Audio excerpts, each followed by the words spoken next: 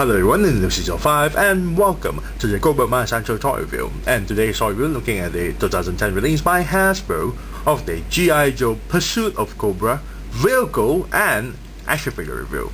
And today's vehicle and action figure review looking at the Cobra Fury. This is the Wave 2 that recently came out, and I recently gotten this straight from a local toy shop near my area for 109 ringgit and 90 cents. Not too sure what's the retail price for this yet, because retail shops haven't stocked up the Wave 2 figures and vehicles yet.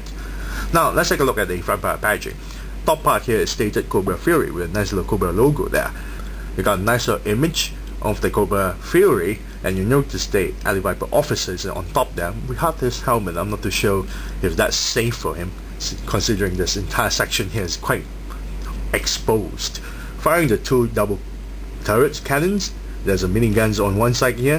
Funny thing is, one of the minigun is firing on the other side of the image of the minigun itself is not painted with the firing effect. So that's kind of interesting to note. Here you got another minigun firing on the front as well. There's a lot of explosions at the back there. On the more fire on this abandoned building. Nice little background of buildings and destruction. Yeah, very nicely done. Now here we notice there's an old Alley Viper officer there. It's actually the same figure of the Cobra Defense Island pack figure, not like the new Pursuit of Cobra version of the Alley Viper where they changed the head to using the Resolute Alley Viper's head. This is entire figure itself is exactly the same design of the Cobra Alley Viper from the Cobra Defense Island pack. Now let's take a look at the side of the box itself. You got a nicer artwork of the Cobra Alley officer. On the other side, just one portion of the artwork itself. Top part here, and at the bottom, file card. Alley Viper officers specialize in urban combat and lead platoons of Alley Viper troopers in ground assaults. These Cobra officers train their troops to conduct fast-strike operations of takeover and sabotage in cities around the world. In an Asian city, they battle the G.I. Joe team to prevent them from infiltrating a Cobra warehouse. Mission equipment: anti-tank high-explosive missile launcher system. Very interesting. Now let's take a look at the back here. Now the back part of the packaging itself, I really like the entire image of the diorama itself. You look at this entire desolate buildings, and at the back there the sun sets down or sets up, I'm not too sure. Very nicely done. I really love the entire image of the diorama they created here. On top part here is stated Cobra Fury tanks roll through the nighttime streets of an Asian city. Why can't they just say which Asian city? To test their prototype engineering and firepower. The compact design allows these vehicles to move easily through roads and alleys. The battering ram and side-shot missile launcher can clear obstacles in their path with plenty of direct force and concentrated fury. Very nice. Here you got the entire image of the Cobra Fury tank. And this looks more of a, the entire vehicle itself looks very nicely done. Of course it's painted. The moment you take out the vehicle out and assemble it, it's not painted at all. Here on top it's stated elevating gun turret. On the side here, opening engine panel. Here, rotating Gatling gun. And this one is the flip up battering ram. Well, they didn't say anything about the this missile launcher thingy here.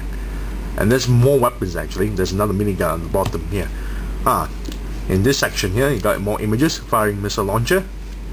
The second one is the mine dispenser, and at the bottom, opening cockpit. Yeah, they still don't say anything about the missile launchers here. Well, it doesn't launch missiles, but it is, a weapon that shoots small missiles.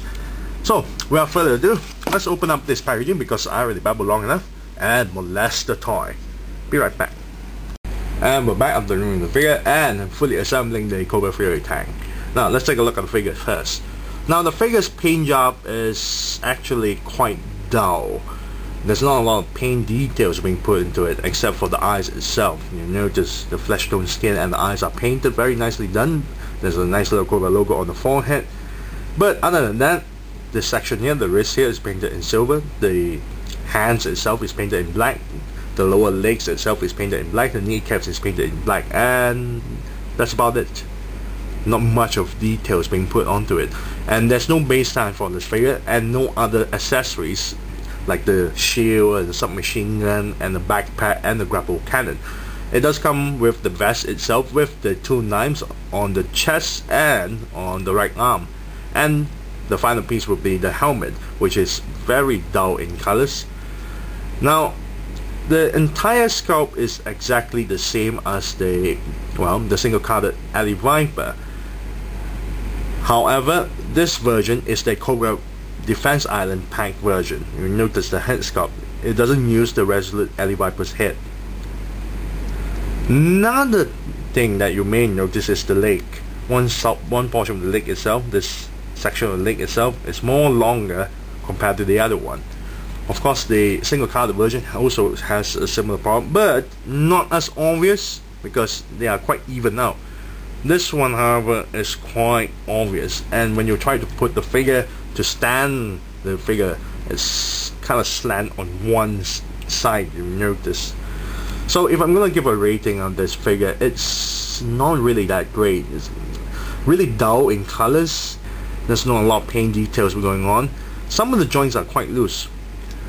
Speaking of joints, the head actually can pivot up and down and go side to side and turn 360 degrees.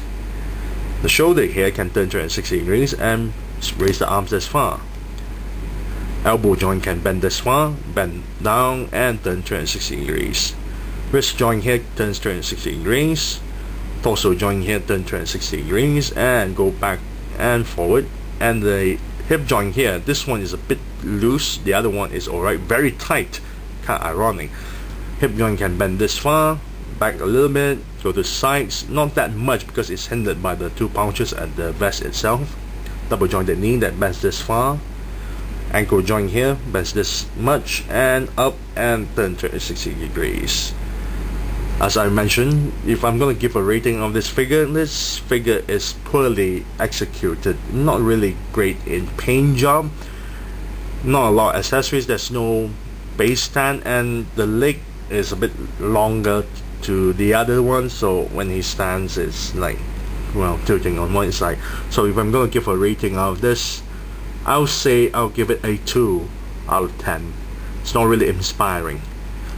Next, we'll take a look at the vehicle itself and the rest of the stuff. And we're back, and this time we'll take a look at the Cobra Fury tank. And inside the packaging, it comes with a sheet of stickers, and there's a lot of stickers there. Total amount of 65 stickers, and I advise to everyone who actually owns this vehicle, put the stickers on before assembling it, because there's a lot of areas, tiny little areas that you need to put the stickers on, especially on these areas here, quite hard to reach areas. Now, next one is the instruction manual on how to assemble the Cobra Fury tank, which is quite easy to assemble and shows some of the specs itself, like, well, the missile launcher and the elevating gun turret. Back here it shows you on where to put the 65 stickers, so you have to spend like half an hour just to put the stickers on. There's the opening canopy hatches, you can put the figures in. The side hatch can be opened to reveal the engine, and there's the missiles itself here. And at the back here you can actually, well, deploy the mines. Now let's take a look at the vehicle itself. The Cobra Fury is actually the same sculpt and mold from the original 1990s release of the Cobra Rage tank. And to those who actually collect the G.I. Joes will be also quite happy, because this is actually the same mold. But the bottom part here is stated 1989. It was made in 1989, so this is a really good vehicle here. The only retool they did on this vehicle is on the pegs, because it's meant to fit on the newer figures. Now, there's also a new add-on for this vehicle itself, and it will be this one, this missile launcher. It's quite nicely detailed stuff, and the button is on the top here. You'll notice there's a lot of details. Mini gun on one side here and the handles on the back here. Press the button, it will fire.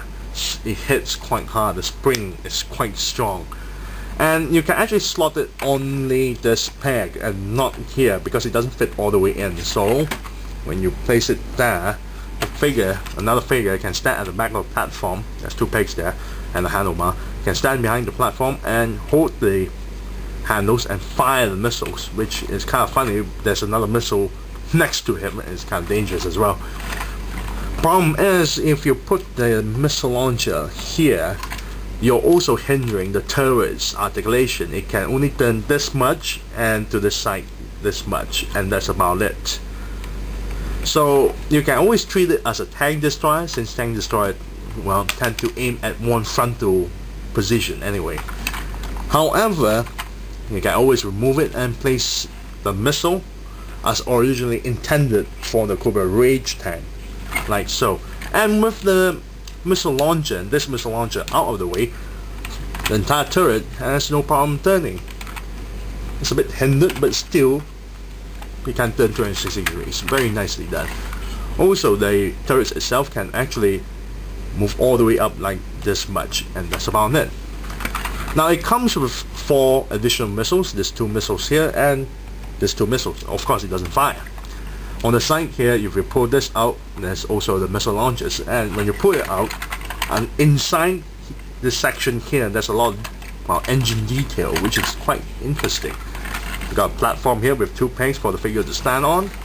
On the other side here, this hatch can be pulled open to reveal more engine parts inside, and you can store, well, stuff in there, which I don't think it will make much sense. Do you put your handbag or your Twinkie into the engine compartment? I don't think so.